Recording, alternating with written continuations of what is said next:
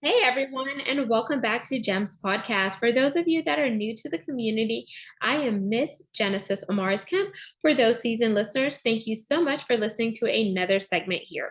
And with me today in the hot seat is two special guests, Jim and Mai, and they're going to be telling us all about Spanish, immersion, and all of that good stuff. Because how many of you all know once you're bilingual, you could go a lot further and faster in life versus just speaking one language? So, let me tell you a little bit more about this powerful couple and some of the incredible things that they're doing on the forefront as well as behind the scenes.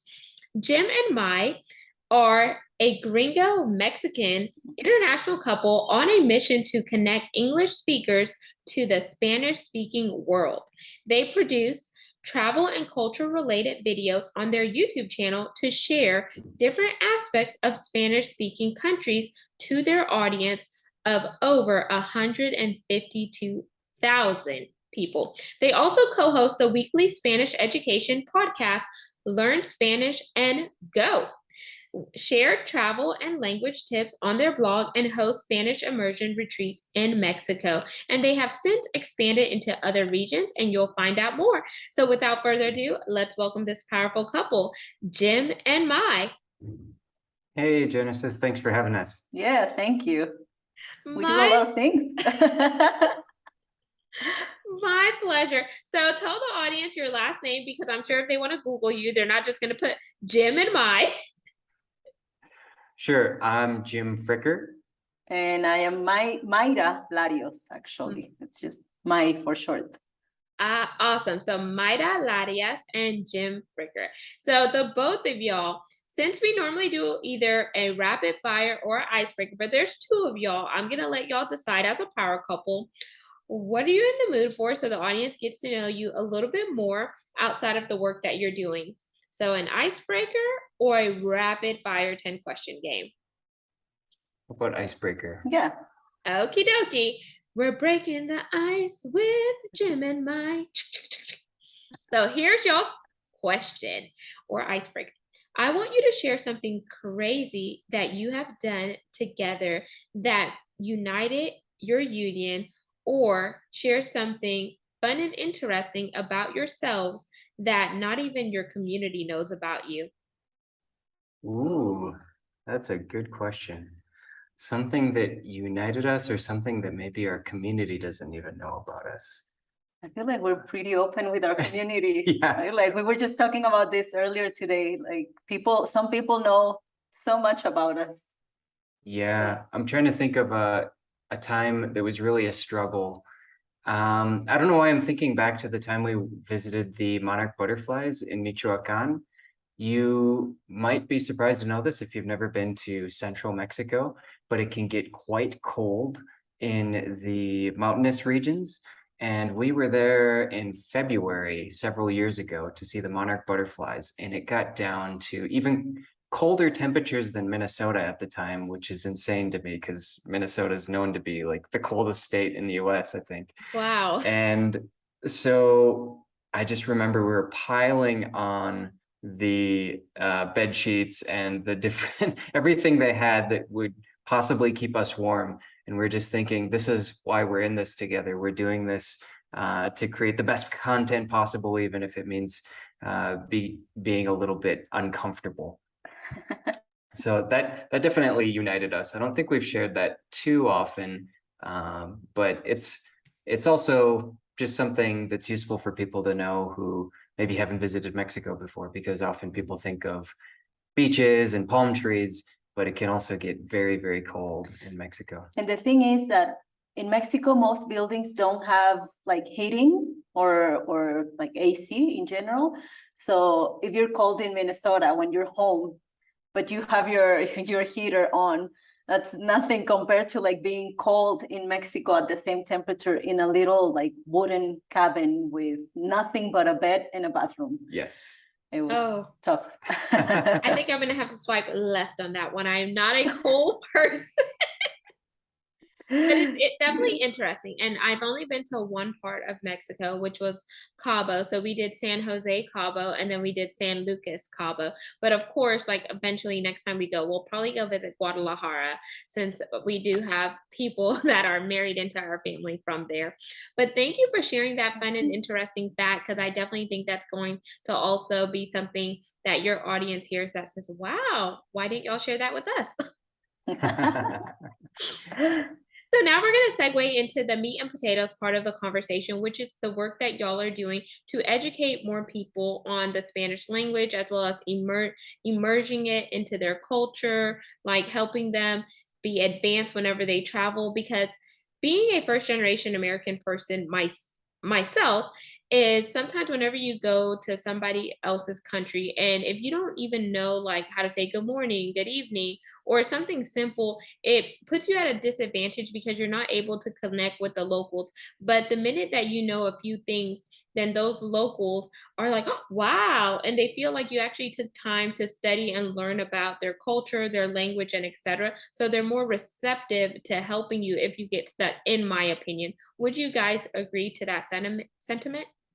100%. I think that the reason why we started Spanish and Go was because when Jim traveled to Mexico for the first time, he was pretty new to the language. And I remember I was the person kind of like translating everything, but also helping him navigate through Mexican culture. You know, everyone tells you, don't drink the water in Mexico, but then they don't tell you what to do, right? So or why, yeah. So people in Mexico, we get these huge jugs of water and we have like the truck that is switching or replacing the empty bottles you have at home, and they give you a new one, like a full one, and it's only like $1.50. It's very inexpensive, and that's how we've been doing it for like since I can remember. But a lot of people don't know this, so they're like, well, what do you do, right? Like, are you drinking just soda, or are you drinking the water no matter if you get sick? And so being that for Jim made us think about how cool it would be if every single person traveling could have someone like that, could have someone to help them connect to the places they're visiting. And the language, of course, is a huge part of that connection. Yeah, because a lot of people will go to a resort, and you hear this all the time. We hear this all the time about people who maybe visit Mexico every year, but they go to an all-inclusive resort and they never leave. And so who are they going to ask about how Mexican families tend to live? What's the deal with with the water, or the giant jugs that Mai was talking about, the 25-liter jugs that they go around to refill, and these different cultural aspects, like different types of food, things that a lot of people in the US have never heard of before. What we're used to for the most part in the US in terms of Mexican food is actually Tex-Mex. And once you get into the central part of Mexico and the southern part of Mexico, the food diversity is much greater. And there's a lot of things that a lot of people in the US had never heard of before. Yeah, and I love that y'all both shared something. And so I'm going to dive a little bit deeper here because Spanish and Go. So, Jim, this question is for you. Whenever you went to Mexico, did you meet Mai in Mexico, or were y'all already together when you traveled there and she was like your translator?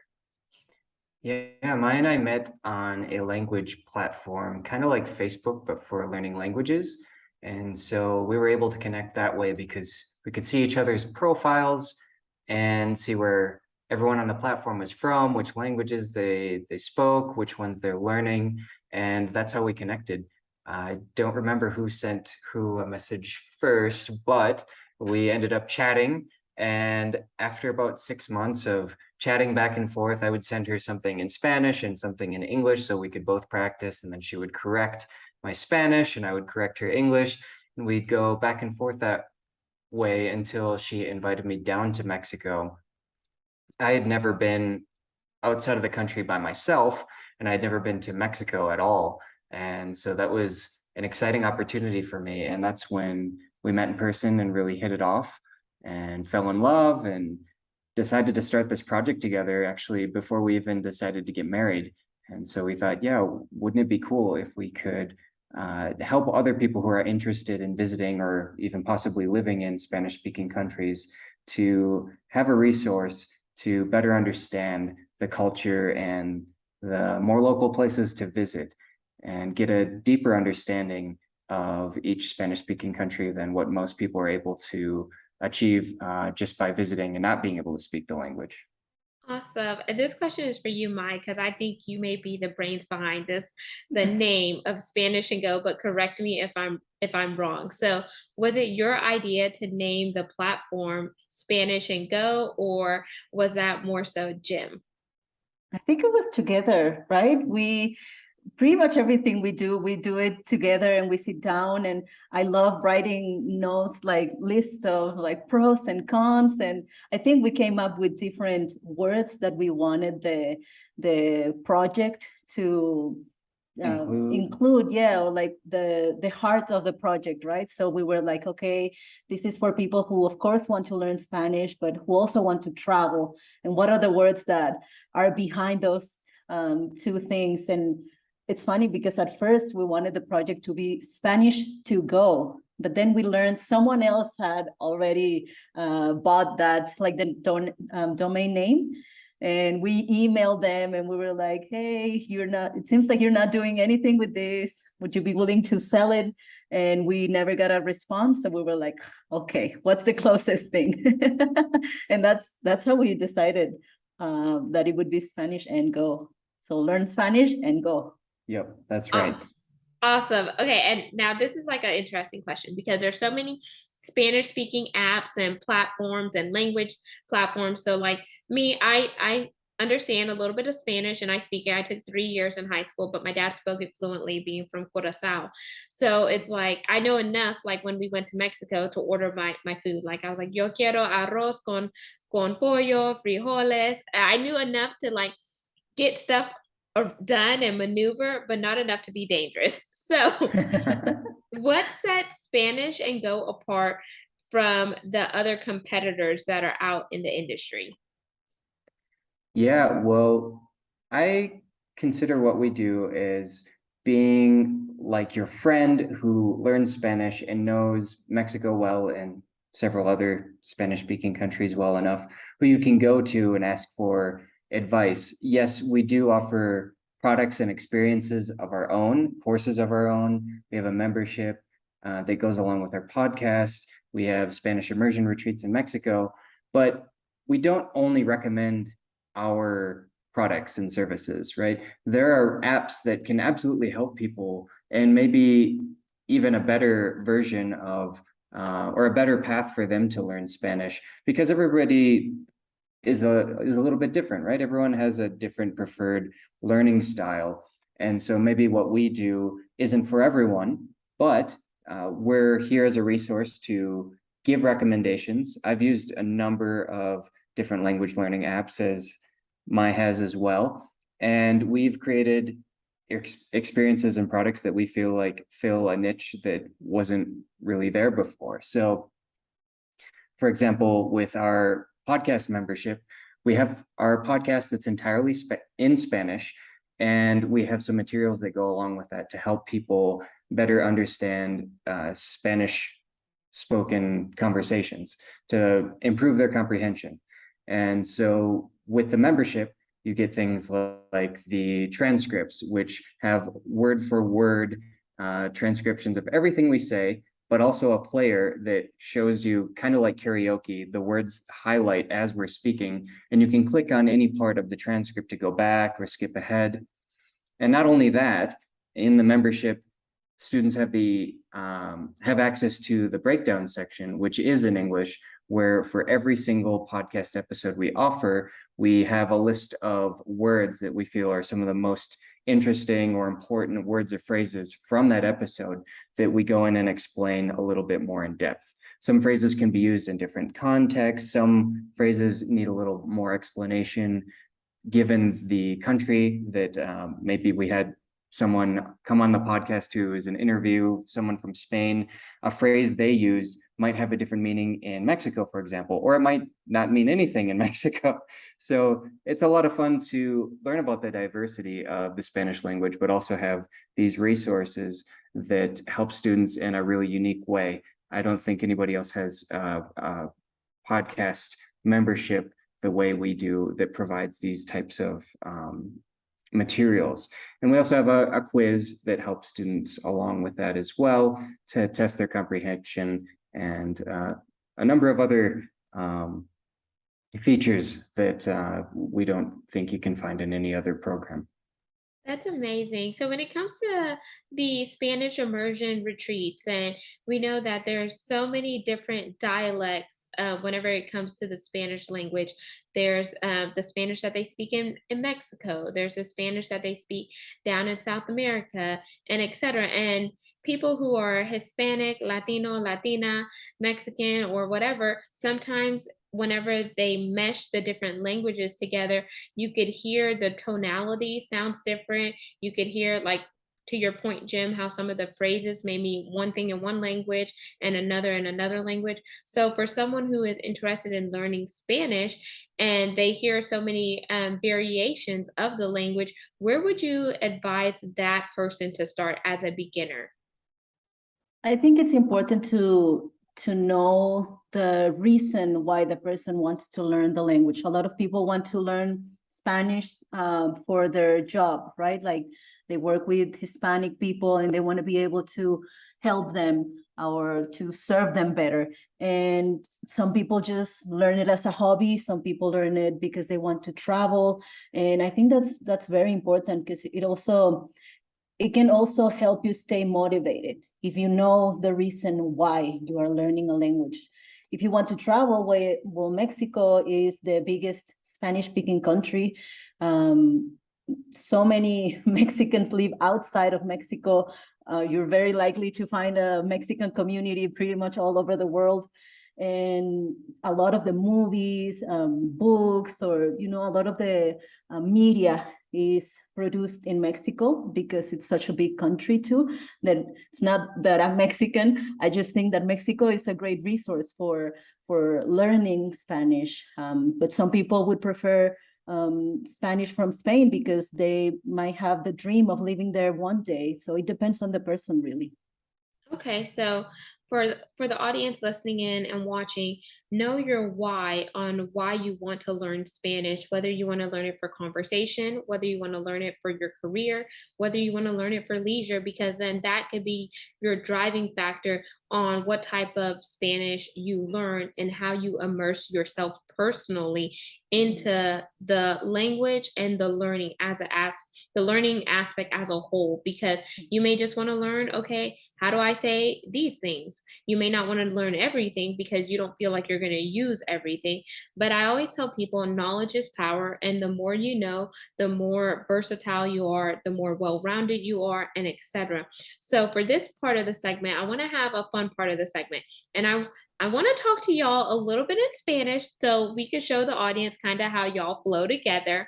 So I'm going to say basic things from my memory. So if someone comes up to Jim and May, they're like, yo quiero estudiar español porque yo quiero viajar con, hold on, let me think about it. Yo quiero viajar con Sudamérica. Did I say that right? So did I say that correctly, Jim and May? Yeah, well, I understood you. Te entendí. ¿Quieres viajar a Sudamérica? ¿En cuál país? ¿A cuál país quieres viajar? Yo quiero viajar con Colombia y Venezuela y una isla cerca de Venezuela, Curazao, de donde, soy de how do I say where my dad was from? ¿De dónde es mi papá? ¿De dónde es mi papá? Sí, viajar a, to travel to, Okay. viajar a Colombia. Sí, pues queremos ir a todos esos lugares también. Okay, so I did very well. Did I get that? Did I understand? ¿Tú conoces? Did I understand? You did well. Well, part of what's important with speaking a language or learning a language is just being able to communicate enough for people to understand you, right? Your Spanish doesn't need to be 100% perfect for you to get so much more out of the experience of visiting a Spanish-speaking country than most people do who go and don't learn anything at all. So 100% perfect grammar isn't necessarily the goal. It may be for some people. For me, I want to get as good as I possibly can. I've been learning Spanish for over 12 years, and I know that my Spanish isn't perfect, but it's a lifelong journey, right? It's part of the experience. And Spanish is so diverse that you can master one dialect, for example, and then go to another Spanish-speaking country and hear phrases that you've never heard before and need to have locals explain to you what they mean. I mean, it's still the same language, but there's a lot of variation between different countries. Even within the countries. Yeah. Amazing. And audience, the reason why I put myself in the hot seat is because I want you all to see and hear that you don't have to get everything perfect in order to make an attempt to learn something. You just have to be willing and attempt to, just communicate with someone who actually speaks the language and then ask them, did I get it right? Where do I, and then have them give you feedback, because if you don't receive any feedback, you're not going to learn and you're not going to continue to strive. And so I always put myself in the hot seat to let my audience know that I am not perfect. I'm learning just along with you, and we're doing this together. And that's how we advance ourselves with personal development as well as professional development. And now, Jim and Mai, I'm going to throw the ball to you all. And I want to ask you, is there anything that I didn't ask you that you feel would be relevant to share with the community today based on Spanish and Go, your immersion retreats, and etc.? Yeah, well, I would say that learning another language is a huge benefit, not only for traveling, but for your professional life. I believe the statistic is that by the year 2050, the United States will be the largest Spanish-speaking country in the world. And that sounds like a surprising statistic, but as we travel through the United States, it's incredible how many places you can go to and not use any English at all. We went to Miami and we didn't use hardly any English at all. We went to New York and we were surprised at how many people are just communicating with one another in Spanish. And so it's a huge language in the United States already. And so that's a huge benefit, but also for traveling. I mean, to me, if you're from the United States, learning Spanish is the one language that you can learn that can open up so many possibilities. You can visit over 20 different countries and get to appreciate where you're visiting much more. I always think about the people who say, well, I really love to travel. But if you only speak one language, you're only getting a glimpse of that country. You're getting to maybe see the differences that another country has to offer, the amazing places to visit, to taste the food and everything, but you don't understand the cultural aspect or the people if you can't speak the local language. And how much of the experience of visiting a country is the people, right? I think it's a large percentage of the experience. And I know my experience wouldn't be the same at all if I didn't learn Spanish visiting these different Spanish-speaking countries. So it's a huge advantage. We encourage you to learn Spanish, and we have lots of ways to help you with that, different resources that we recommend. As you mentioned, we have our Spanish immersion retreats. That's perfect for those who are maybe a little nervous about visiting another Spanish-speaking country and would like to have somebody kind of hold their hand through the experience. We can be your guides for that and lead you on an unforgettable experience in Mexico, where you'll immerse yourself in the culture and the traditions and the Spanish language. Awesome. And Mai, tell the audience how they could connect with you all, where you primarily hang out on social media, plug your website, and give them your call to action. Sure, yeah, you can find us pretty much everywhere if you type Spanish and Go, but the website is SpanishAndGo.com. What else? We are on YouTube. We have the podcast. We are on Instagram too. That's where we share like the day-to-day life the most. Yeah, send us an email. And yeah, we'll be there.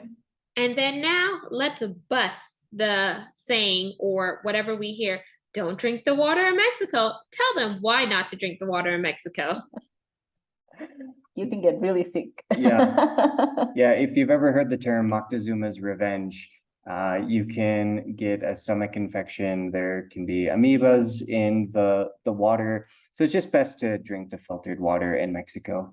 But also, don't be afraid to order just regular water at a restaurant. No one is ever going to serve you dirty water that you're not supposed to drink. Even if you go to a restaurant or like a street vendor, they don't use the water you shouldn't drink. So don't be afraid.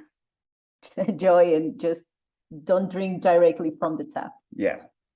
And there you have it, audience. You just heard Jim and Mai with Spanish and Go telling you all about why it's beneficial to learn a new language. They have a lot of things on their platforms that can help you immerse yourself in the Spanish language. So come on, let's learn Spanish and go. So pack your bags, grab your passport because the world awaits you, but it's up to you to learn the language. Once again, I am your host, Miss Genesis Amaris Kemp. If you're interested in learning something else on this platform, send me an email at gems@genesisamariskamp. I'm always looking for feedback. You know, feedback is a gift. And for those of you interested in partnering with me, I am looking for paid brand sponsors where we can come together, collaborate, and create synergies that are going to leave an impact, but it's also leaving an imprint, not just for us, but future generations to come. So until the next guest, next segment, peace, love, and lots of blessings. Don't forget to like, comment, subscribe, and follow. Ciao.